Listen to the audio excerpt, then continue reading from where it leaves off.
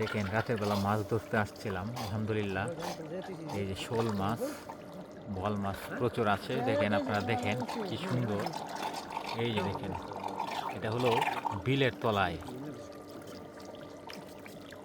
বিলের তলায় যখন আমরা কাড়া মানে শুকিয়ে যায়, তখন কিন্তু আসলে এই ধরনের মাছ পাওয়া যায় আমাদের বিলে।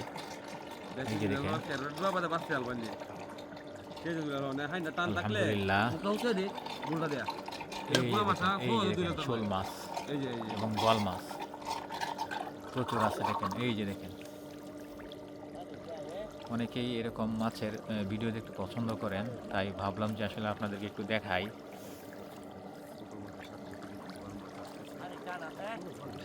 দেখছেন, আরও দেখতে পারবেন, পানি শুকিয়ে যাচ্ছে তো তো মাছগুলো উপরে বেশি উঠছে।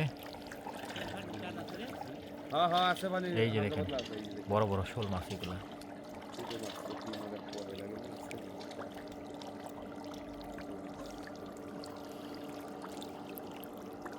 আলহামদুলিল্লাহ, এগুলো সম্পূর্ণই আল্লাহর নিয়ামত। আসলে পানির নিচে কি থাকে সবসময় কিন্তু আসলে উপর থেকে অনুভব করা যায় না। পানি শুকিয়ে গেলে তখনই দেখা যায়।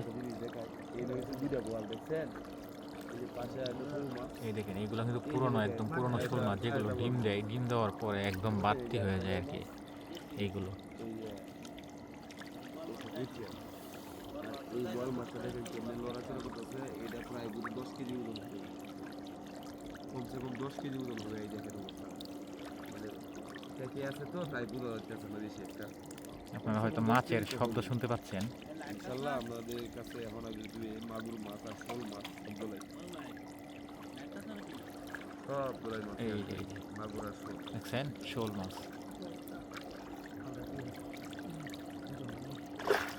এই রাখ রাখ, এই যে কত বড়। ভাই হুম, এনো কি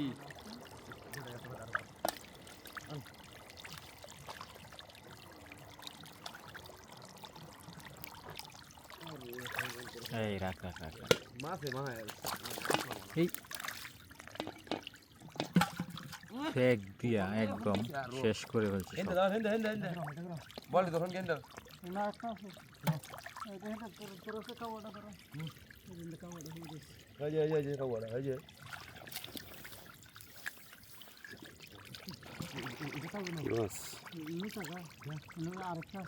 শোল